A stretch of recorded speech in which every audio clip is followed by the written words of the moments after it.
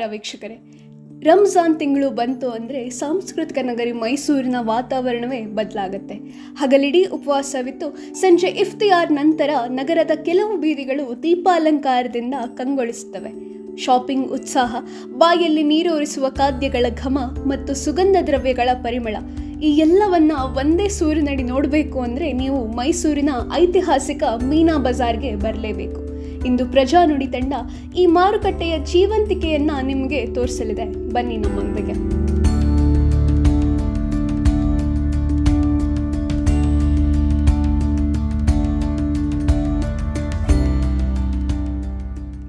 ಮೈಸೂರಿನ ಹೃದಯ ಭಾಗದಲ್ಲಿರುವ ಮೀನಾ ಬಜಾರ್ಗೆ ರಂಜಾನ್ ಸಮಯದಲ್ಲಿ ಒಂದು ವಿಶೇಷ ಕಳೆ ಬರುತ್ತೆ. ಸಂಜೆ 7 ಗಂಟೆ ದಾಟ್ತಾ ಇದ್ರೆ ಇಲ್ಲಿನ ವ್ಯಾಪಾರ ವಹಿವಾಟು ಕಳೆಗಟ್ಟುತ್ತದೆ. ಎಲ್ಲೆಲ್ಲೂ ಬಣ್ಣ ಬಣ್ಣದ ವಿದ್ಯುತ್ ದೀಪಗಳ ಅಲಂಕಾರ, ಹಬ್ಬದ ಹೊಸ ಬಟ್ಟೆಗಳನ್ನು ಖರೀದಿಸಲು ಬಂದಿರುವ ಸಾವಿರಾರು ಜನರು. ಇದು ಮೈಸೂರಿನ ಪಾಲಿನ ಮಿನಿ ದುಬೈ ಅಂದರೂ ಅಚ್ಚರಿಯಿಲ್ಲ. ನೋಡಿ, ಇಲ್ಲಿ ಸಾಲಾಗಿ ನಿಂತಿರುವ ಅಂಗಡಿಗಳನ್ನು, ಹಬ್ಬದ ಹಿನ್ನೆಲೆಯಲ್ಲಿ ವಿಶೇಷವಾಗಿ ಡಿಸೈನ್ ಮಾಡಲಾದ ಡ್ರೆಸ್ಗಳು ಇಲ್ಲಿನ ಪ್ರಮುಖ ಆಕರ್ಷಣೆ. ಹೆಣ್ಣು ಮಕ್ಕಳಿಗಾಗಿ ಕಲ್ಲಿನ ಕೆಲಸವಿರುವ ಲೆಹೆಂಗಾಗಳು, ಲೇಟೆಸ್ಟ್ ಡಿಸೈನರ್ ಸೂಟ್ಗಳು ಮತ್ತು ಪುರುಷರಿಗಾಗಿ ಆಕರ್ಷಕ ಕುರ್ತಾ ಪೈಜಾಮಗಳು ಮಾರುಕಟ್ಟೆಯ ಅಂದವನ್ನು ಹೆಚ್ಚಿಸ್ತಾ ಇವೆ.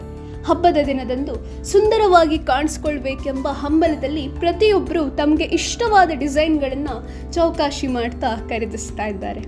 ಶಾಪಿಂಗ್ ದಣಿವಾರಿಸಿಕೊಳ್ಳಲು ಇಲ್ಲಿನ ಸ್ಟ್ರೀಟ್ ಫುಡ್ಗಿಂತ ಮಿಗಿಲಾದದ್ದು ಯಾವುದೂ ಇಲ್ಲ.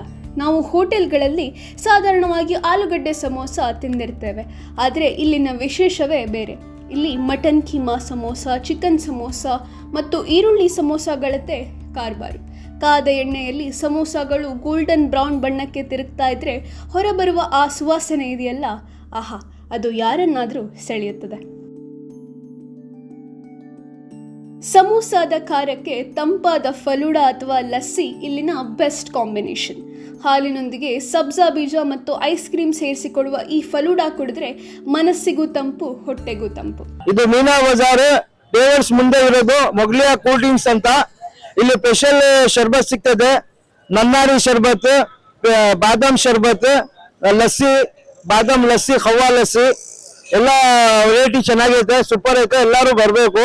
ಇಲ್ಲಿ ಮೀನಾ ಬಜಾರ್ ಕುರ್ತಂಗಿ ಮುಂದೆ ಇರೋದು, ಎಲ್ಲರೂ ಬರಬೇಕು. ವರ್ಷ ಪೂರ್ತಿ ಇರ್ತದೆ. ಒಳ್ಳೆ ಕ್ವಾಲಿಟಿ ಎಲ್ಲ ಹಾಕಿ ಎಲ್ಲ ಬಾರಿ ತಂಪು ಆಗ್ತೈತೆ. ಇದು ನನ್ನಾರಿ ಅಂತ, ಇದು ತಂಪು ಐಟಮ್. ಇದು ಸಬ್ಜೆಕ್ಟ್ ಬೇರೆ ಅಂತ ನನ್ನಾರಿ ಐಟಮ್ ಇದು. ಇದರ ಜೊತೆಗೆ ಮೀನಾ ಬಜಾರ್ನ ಮತ್ತೊಂದು ಪ್ರಮುಖ ಆಕರ್ಷಣೆ ಅಂದ್ರೆ ಅತ್ತರ್. ಹೌದು, ಸಣ್ಣ ಗಾಜಿನ ಬಾಟಲಿಗಳಲ್ಲಿ ಅಡಗಿರುವ ರೋಸಾ, ಊದ್ ಮತ್ತು ಮಸ್ಕ್ ಪರಿಮಳದ ಅತ್ತರ್ಗಳನ್ನ ಜನರು ಮುಗಿಬಿದ್ದು ಖರೀದಿಸ್ತಾ ಇದ್ದಾರೆ. ಕೃತಕ ಸೆಂಟ್ಗಿಂತ ಈ ನೈಸರ್ಗಿಕ ಸುಗಂಧಕ್ಕೆ ಇಲ್ಲಿ ಎಲ್ಲಿಲ್ಲದ ಬೇಡಿಕೆ ಇದೆ. ರಂಜಾನ್ ವ್ಯಾಪಾರ ಪರವಾಗಿಲ್ಲ, ನಡೀತಾ ಇದೆ ಸುಮಾರಾಗೆ. ಮತ್ತು ನಮ್ಮ ಹತ್ರ ಸ್ಪೆಷಲ್ ಅತ್ತರ್ಗಳು ಬರ್ತದೆ. ರಂಜಾನ್ ಅಂದರೆ ಸ್ಪೆಷಲ್ ಅತ್ತರ್ಗಳು ಬರ್ತದೆ, ಪರ್ಫ್ಯೂಮ್ ಬರ್ತದೆ, ಸೆಂಟ್ ಬರ್ತದೆ, ಬಹೂರ್ ಬರ್ತದೆ. ಬಹೂರು ಅಂದರೆ ಆ ಥರ ತರಾವರಿ ಬರೀ ಫ್ರಾಗ್ರೆನ್ಸ್ ಐಟಮ್ಸ್ ನಮ್ಮ ಹತ್ರ. ಬೇರೆ ಯಾವುದು ನಮ್ಮ ಹತ್ರ ಮಾಫಿಯಾ ಅಂತ ಒಂದು ಊದ್ ಇದೆ, ಊದ್ ಮಾಫಿಯಾ ಅಂತ ಇದೆ, ಲ್ಯಾವೆಂಡರ್ ಊದ್ ಅಂತ ಇದೆ, ಮತ್ತು ಬ್ಲ್ಯಾಕ್ ಊದ್ ಇದೆ. ಅದೆಲ್ಲ ಅರಬಿಕ್ ಸ್ಟೈಲು. ಇಲ್ಲಿ ನಮ್ಮ ಇಂಡಿಯನ್ ಸ್ಟೈಲು ಪರ್ಫ್ಯೂಮ್ ಥರ ಅದು ವಾಟರ್ ಮೆಲೋನು, ಜಾಸ್ಮಿನು, ಲೋಟಸು, ಅಂಬರು, ಅದೆಲ್ಲ ಇಂಡಿಯನ್ಸ್. ಅತ್ತರ್ಗಳು ಜಾಸ್ತಿ ಆಗ್ತಿದೆ. ಅತ್ತರ್ಗಳು ನಮ್ಮ ಮುಸ್ಲಿಮ್ಸ್ ಅವರು ಸ್ವಲ್ಪ ಜಾಸ್ತಿ, ನಮ್ಮ ಹಿಂದೂ ಜನನೂ ಜಾಸ್ತಿ ಬರ್ತಾರೆ. ಅವರ ವ್ಯಾಪಾರನೂ ಜಾಸ್ತಿ.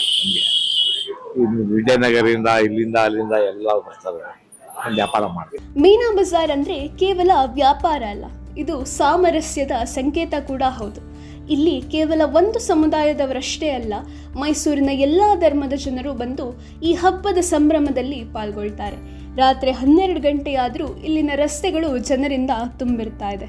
ಒಟ್ಟಿನಲ್ಲಿ ಹೇಳಬೇಕಂದ್ರೆ ಮೀನಾ ಬಜಾರ್ ಈ ಸಮಯದಲ್ಲಿ ಕೇವಲ ಮಾರುಕಟ್ಟೆಯಾಗಿ ಉಳಿದಿಲ್ಲ, ಅದೊಂದು ಸಂಸ್ಕೃತಿ ಮತ್ತು ಸಡಗರದ ಸಂಗಮ.